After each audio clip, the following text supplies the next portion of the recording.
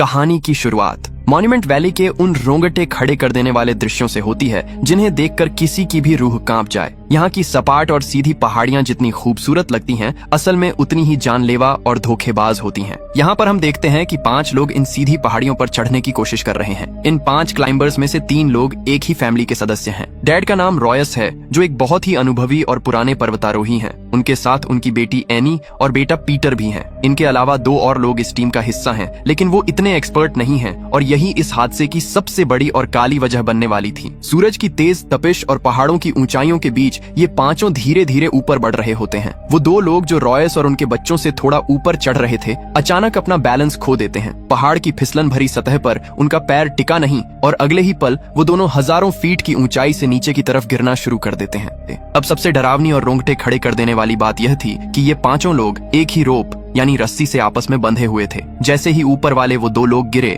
उनके वजन के झटके की वजह से एक एक करके बाकी सभी लोग भी पहाड़ी की सतह से अलग हो गए। अब मंजर यह था कि 5 लोग हवा में सिर्फ एक ही रस्सी के सहारे लटके हुए थे, जो पहाड़ी के ऊपरी हिस्से में एक छोटे से हुक के सहारे अटकी हुई थी। लेकिन वह रस्सी और वह हुक इन 5 का भारी वजन संभालने के लिए डिजाइन नहीं किए गए थे। हवा के तेज थपेड़े और 5 लोगों का वजन उस रस्सी को धीरे धीरे कमजोर कर रहा था। इससे पहले कि सब एक साथ नीचे गिरते, जो 2 लोग सबसे ऊपर थे वो झटके की वजह से अब रस्सी पर सबसे नीचे लटक गए थे। तभी अचानक उनकी तरफ की रस्सी टूट जाती है और वो दोनों पलक झपकते ही गहरी खाई में जा गिरते हैं। अब उस रस्सी पर सिर्फ रॉयस, उसका बेटा पीटर और उसकी बेटी एनी बचे होते हैं। लेकिन मुसीबत अभी टली नहीं थी। वजन कम होने के बावजूद रस्सी धीरे धीरे अपने हुक से खिसक रही थी और वह हुक चट्टान से बाहर आने लगा था। रॉयस को तुरंत एहसास हो जाता है कि अगर कुछ ही सेकंड्स में वजन और कम नहीं किया गया तो रस्सी पूरी तरह उखड़ जाएगी और उसके दोनों मासूम बच्चे भी उसके साथ मारे जाएंगे। रॉयस अपनी बेटी एनी से चिल्लाकर कहता है कि वह पहाड़ी की किसी दरार में क्लैंप लगाने की कोशिश करे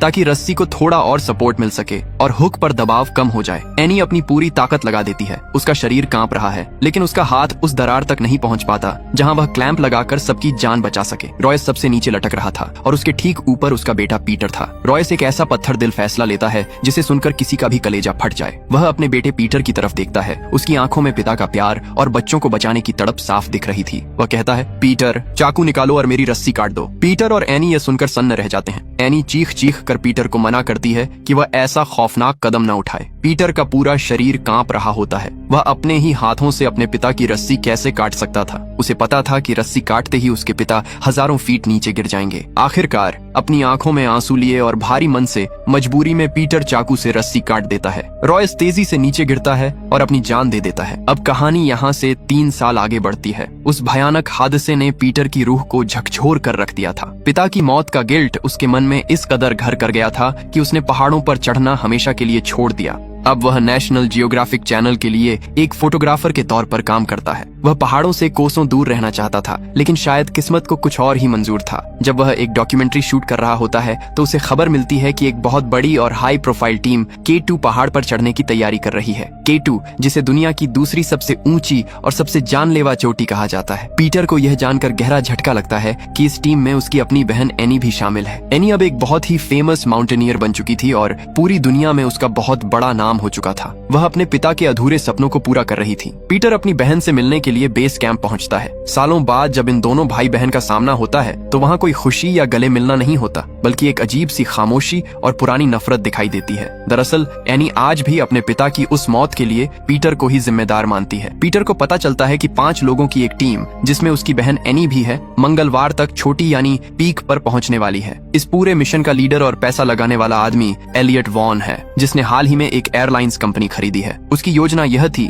कि जब वह K2 की चोटी पर खड़ा होगा, ठीक उसी समय उसकी एयरलाइंस की पहली फ्लाइट पहाड़ी के ऊपर से गुजरेगी और दुनिया को उसकी ताकत का एहसास होगा। चढ़ाई शुरू होने से एक रात पहले इलियट वहाँ एक बहुत ही शानदार पार्टी देता है। सभी लोग खुश थे, लेकिन तभी वहाँ एक रहस्यमयी और गंभीर आदमी आता है जिसका नाम विक है। विक एक बेहद अनुभवी क्लाइंबर है जो पहले भी K2 की चोटी पर जा चुका है और उसे वहाँ के चप्पे चप्पे और वहाँ के बदलते मिजाज की पूरी जानकारी है। विक सीधे इलियट के पास जाता है और उससे पूछता है कि अगर ऊपर मौसम खराब हो गया तो वह क्या करेगा। इलियट अपने पैसे के घमंड में चूर होकर कहता है कि उनके साथ दुनिया का सबसे बेहतरीन मौसम का एक्सपर्ट है और अगले 2 महीनों तक मौसम खराब होने का कोई भी सिग्नल नहीं है। विक उसे चेतावनी देते हुए कहता है कि पहाड़ों पर मौसम किसी का सगा नहीं होता और अगर एक बार तूफान आ गया, इलियट उसकी बात को मजाक में उड़ा देता है। इसके बाद विक वहाँ से चला जाता है, अपनी दाढ़ी बनाता है और रात के अंधेरे में अकेले ही खामोशी से K2 की चढ़ाई शुरू कर देता है। अगले दिन इलियट की 5 लोगों की टीम भी अपनी यात्रा शुरू करती है। जोश और उत्साह के साथ ये लोग ऊपर की तरफ बढ़ते हैं। जब ये लोग 26,000 फीट की ऊंचाई पर पहुंच जाते हैं, जहां हवा बहुत पतली हो जाती है, तो अचानक रेडियो पर उन्हें नीचे से मैसेज मिलता है कि एक भीषण तूफान बहुत तेजी से उनकी तरफ बढ़ रहा है। टीम का लीडर टॉम अनुभवी था। वह तुरंत कहता है कि यह बहुत खतरनाक संकेत है और हमें इसी वक्त वापस लौट जाना चाहिए। लेकिन इलियट अपनी जिद पर अड़ा रहता है। उसे सिर्फ अपनी एयरलाइंस की फ्लाइट और अपने प्रमोशन की चिंता थी। वह कहता है कि हम अपने पहले पड़ाव यानी टारगेट से सिर्फ 1 घंटे की दूरी पर हैं और तूफान शायद अपनी दिशा बदल लेगा, जैसा कि अक्सर रेडियो रिपोर्ट्स में होता है। टॉम और एनी जानते थे कि यह मौत का बुलावा है, लेकिन इलियट के पैसों के दबाव और उसकी जिद के आगे आखिरकार उन्हें अपनी जान जोखिम में डालकर आगे बढ़ना ही पड़ता है। नीचे बेस कैंप में मौजूद पीटर जब यह देखता है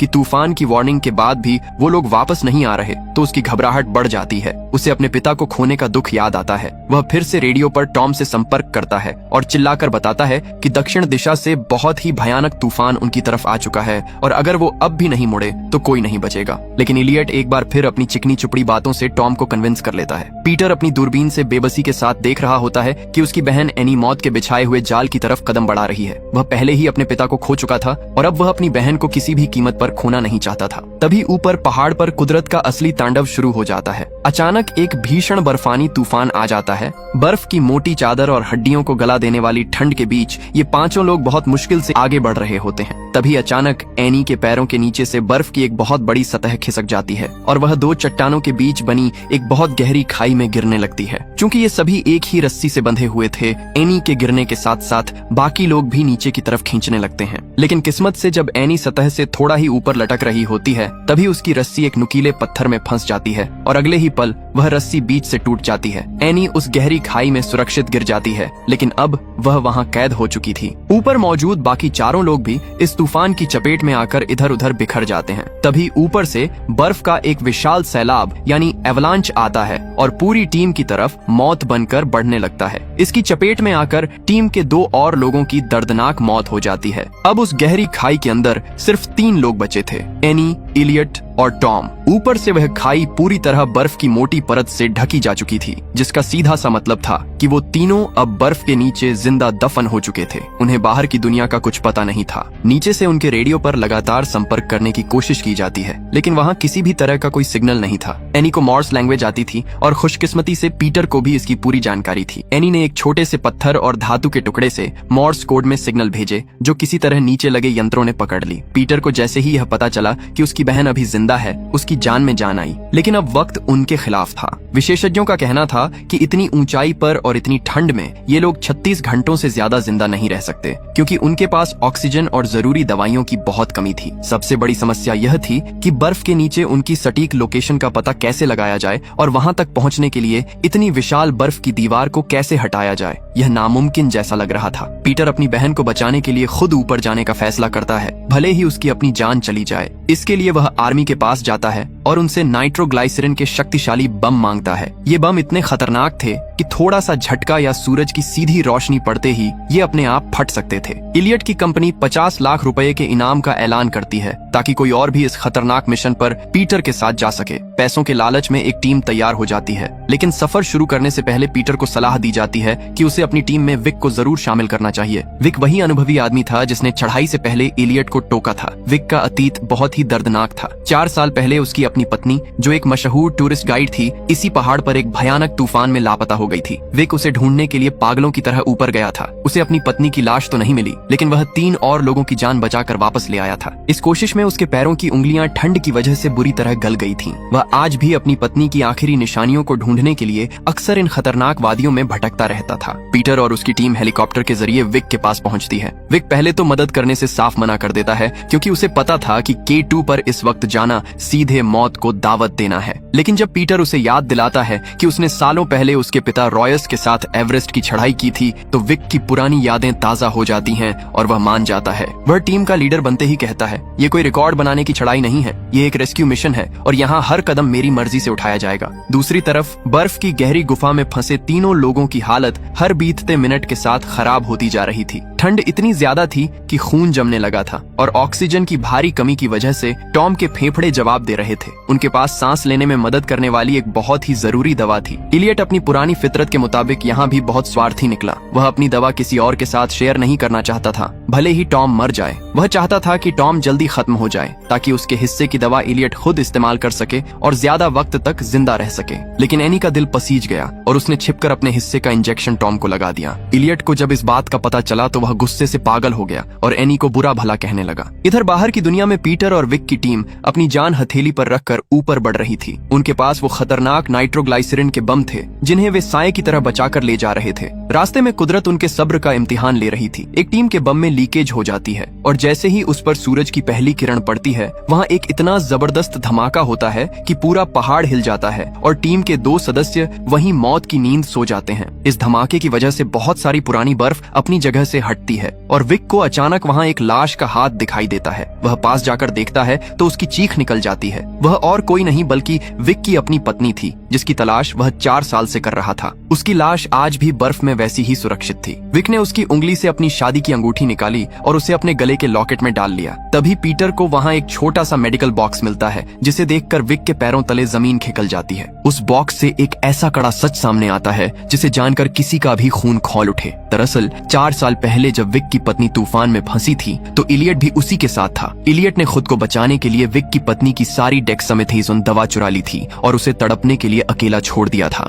विक को अब समझ आ गया था कि उसकी पत्नी की मौत का असली जिम्मेदार कोई और नहीं बल्कि यही इलियट है। विक के दिल में बदले की आग जलने लगती है और वह तेजी से उस गुफा की तरफ बढ़ता है जहां इलियट छिपा था। रात का वक्त हो चुका था और एनी की हालत बहुत ज्यादा नाजुक हो गई थी। वह रेडियो पर पीटर से संपर्क करती है और कमजोर आवाज में कहती है, पीटर तुम वापस चले जाओ, हम में से कोई भी सुबह का सूरज नहीं देख पाएगा, अपनी जान जोखिम में मत डालो। पीटर उसे ढांढस बंधाता है लेकिन उसके खुद के आंसू नहीं रुक रहे थे। उसी रात इलियट अपनी हैवानियत की सारी हदें पार कर देता है। जब एनी बेहोशी की हालत में सो रही होती है, इलियट रेंगते हुए टॉम के पास जाता है और उसे हवा का एक खाली इंजेक्शन लगा देता है। हवा का बुलबुला टॉम की नसों में जाते ही उसका दम घुट जाता है और उसकी तुरंत मौत हो जाती है। जब एनी की आंख खुलती है तो वह टॉम के शरीर को ठंडा पाती है और पास ही गिरी हुई खाली सिरिंज देखकर समझ जाती है कि इलियट ने अपनी दवा बचाने के लिए टॉम का कत्ल कर दिया है। तभी गुफा की छत से बर्फ गिरने लगती है और उन्हें ऊपर से हल्की सी रोशनी की किरण दिखाई देती है। पीटर और विक ठीक उसी जगह पहुंच चुके थे। वे अपनी पूरी सावधानी के साथ नाइट्रोग्लाइसरीन का आखिरी बम वहां सेट करते हैं और एक जोरदार धमाका करते हैं जिससे गुफा का मुंह खुल जाता है। पीटर तेजी से अंदर उतरता है और अपनी बहन एनी वह उसे रस्सी से बांधकर ऊपर खींचने की तैयारी करता है। तभी विक और इलियट का आमना सामना होता है। विक के पास मौका था कि वह इलियट को वहीं खत्म कर दे, लेकिन वह एक सच्चा पर्वतारोही था। वह नफरत के बावजूद इलियट को भी रस्सी से बांध देता है। लेकिन तभी पहाड़ का वह हिस्सा अचानक धंस जाता है जहाँ ये सब खड़े थे। अब मंजर बिल्कुल वैसा ही था जैसा 3 साल पहले था। पीटर सबसे ऊपर चट्टान को पकड़े हुए था और नीचे रस्सी पर एनी, विक और इलियट एक के नीचे एक लटके हुए थे। पहाड़ की मिट्टी भुरभुरी थी और हुक धीरे धीरे बाहर निकल रहा था। विक को तुरंत समझ आ गया कि रस्सी सबका वजन नहीं सह पाएगी और अगर उसने कुछ नहीं किया तो पीटर और एनी भी मारे जाएंगे। विक पीटर की तरफ देखता है। उसकी आंखों में एक अजीब सा सुकून था। वह अपनी जेब से वही पुराना चाकू निकालता है। पीटर चिल्लाता है, नहीं विक, ऐसा मत करना, लेकिन विक मुस्कुराते हुए रस्सी काट देता है। विक और इलियट दोनों एक साथ उस अंधेरी और गहरी खाई में गिर जाते हैं और हमेशा के लिए खो जाते हैं। विक ने न सिर्फ अपनी पत्नी की मौत का बदला लिया बल्कि एक पिता की तरह पीटर और एनी को नई जिंदगी भी दे दी। आखिरकार सूरज की पहली किरण के साथ पीटर अपनी बहन एनी को सुरक्षित नीचे बेस कैंप लेकर आता है। एनी की आंखों में अब पीटर के लिए नफरत नहीं बल्कि बेपनाह प्यार और सम्मान था। वह अपने भाई को गले लगा लेती है और उसे उस पुरानी गलती के लिए दिल से माफ कर देती है। वह कहती है, पीटर अगर आज डैड यहाँ होते तो उन्हें तुम पर और तुम्हारी बहादुरी पर बहुत गर्व होता। पीटर वहाँ उन सभी लोगों के नाम का एक खूबसूरत पत्थर का स्मारक बनाता है जिन्होंने इस खतरनाक रेस्क्यू मिशन में अपनी जान की बाजी लगा दी थी। इसी सीन के साथ इस शानदार कहानी का अंत हो जाता है। आपको ये कहानी कैसी लगी कमेंट करके जरूर बताना और इसी तरह की कहानियों के लिए चैनल को सब्सक्राइब जरूर करना।